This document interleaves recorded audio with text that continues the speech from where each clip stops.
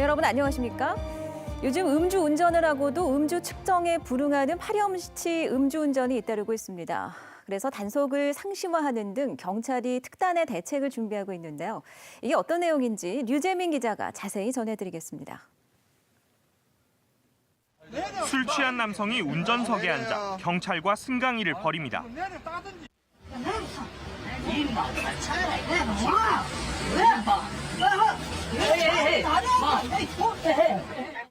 (54살) A씨가 음주 상태로 역주행하다 10분 만에 붙잡혔는데 음주 측정에 막무가내로 응하지 않은 겁니다.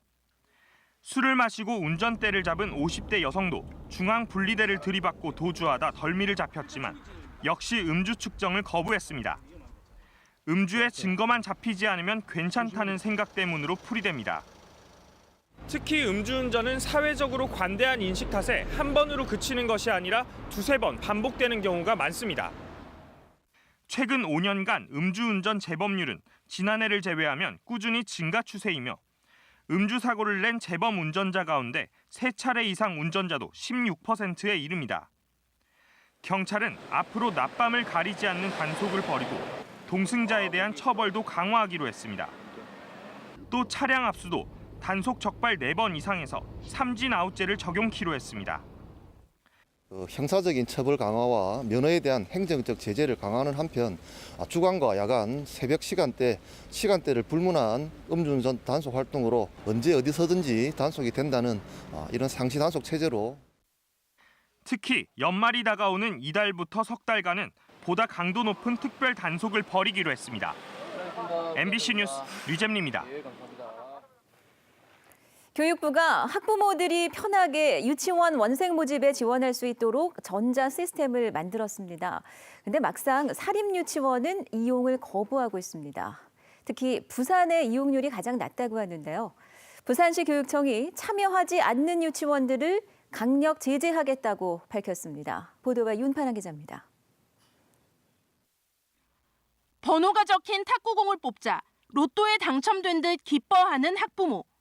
유치원 신입생 모집에 합격한 겁니다. 15번 축하합니다. 15번 어머니 나와주세요. 이제 국공립 유치원에서 이런 진풍경은 사라졌습니다. 입학관리 전자 시스템인 처음 학교로가 도입됐기 때문입니다. 하지만 사립유치원은 다릅니다. 부산 지역 사립유치원의 처음 학교로 참여율은 불과 5%, 서울 80%, 광주 60%, 인천 35%에 턱없이 못 미치고 전국에서도 최저 수치입니다. 국공립 유치원과 불공정한 경쟁을 벌여야 한다는 게 참가 거부의 주된 이유입니다. 부산시 교육청은 처음 학교로 미참여 사립유치원을 강력 제재하기로 했습니다. 월 52만 원의 원장 기본급 보조비, 25만 원 안팎의 학급 운영비 등을 중단해 돈줄을 조인다는 계획입니다. 또 특별 감사를 실시하고 각종 공모 사업에서도 배제하기로 했습니다. 유독 우리 부산의 경우만 해도 5%밖에 안 되는 굉장히 그 참여율이 저조하기 때문에 학부모들 입장에서 보면은 참여하는 것은 당연하다고 봅니다.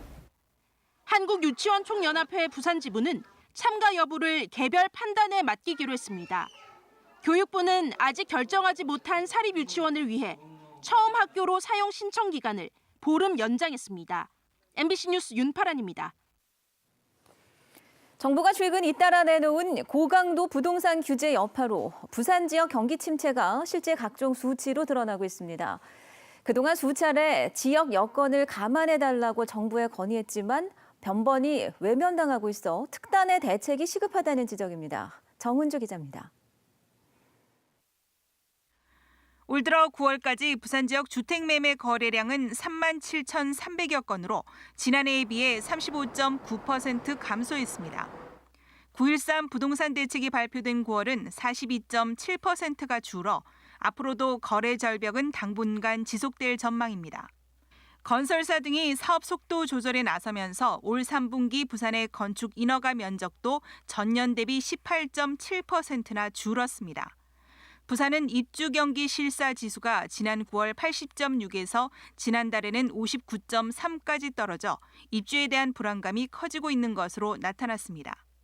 이제 대출 규제까지 더욱 더 강화됐을 경우에는 입주 아파트들을 이제 중심으로 해서 기존 아파트까지 시장 침체는 이제 더욱 더 커질 가능성이 높습니다. 정부가 수도권 집값을 잡기 위해 부동산 규제 정책을 잇따라 발표한 가운데 6개 구군이 조정 대상 지역으로 묶인 부산은 시장 안정을 넘어 급속한 경기 침체가 현실로 드러나고 있습니다.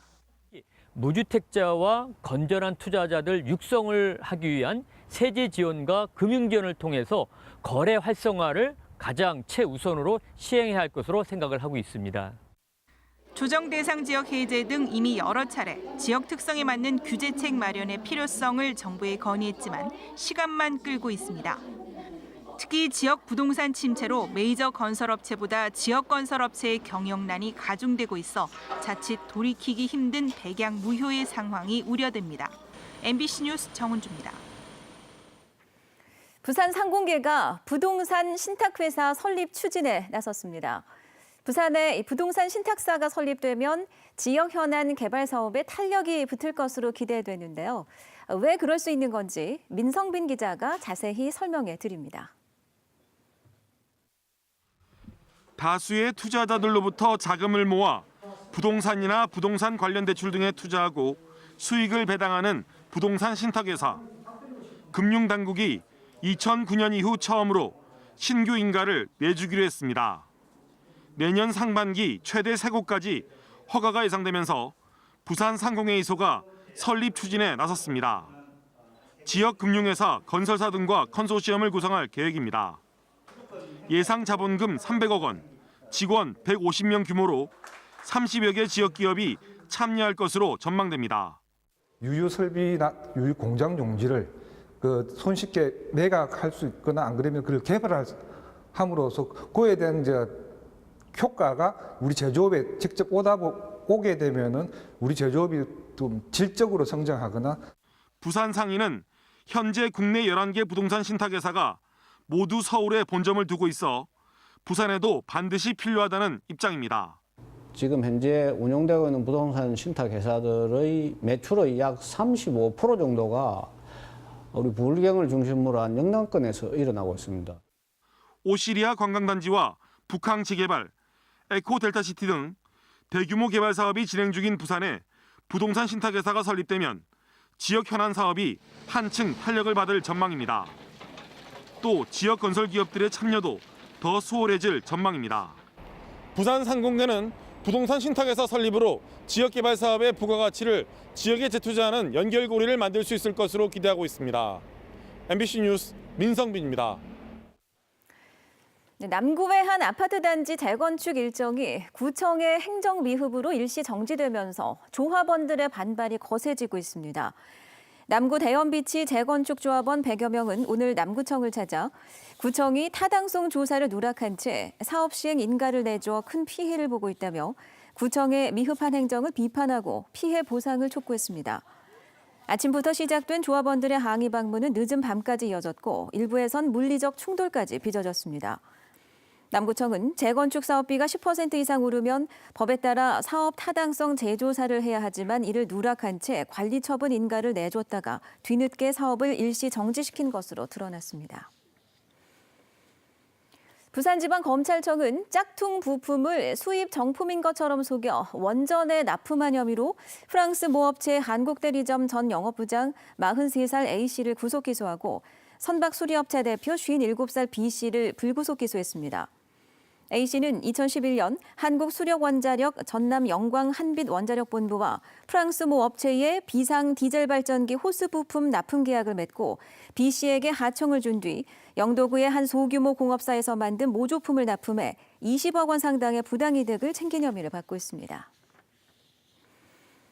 부산지검 서부지청 형사 1부는 허위 임대차 계약서로 금융기관을 속여 10억 원이 넘는 전세자금을 대출받은 혐의로 37살 A씨 등 2명을 구속 기소하고 9명을 불구속 기소, 2명을 기소 중지 처분했습니다. A씨 등은 지난 2015년 7월부터 이듬해 11월까지 부산 일대에서 매매가와 전세가의 차이가 크지 않은 아파트 7채를 사들인 뒤 가짜 임대차 계약서를 작성하고 이를 이용해 금융기관으로부터 전세 자금을 대출받는 수법 등으로 14억 원 상당을 받아 챙긴 혐의입니다. 세계 항만 산업의 현안과 미래 발전 방안을 논의하는 부산국제항만 컨퍼런스가 오늘 부산항 국제여객터미널 컨벤션 센터에서 개막했습니다. 올해로 6회째를 맞는 컨퍼런스에는 세계 선사협의회 로널드 위도우 회장과 해운물류 분석업체 드루리의 팀파워 본부장 등 전 세계 항만 전문가들이 연사로 나섰습니다.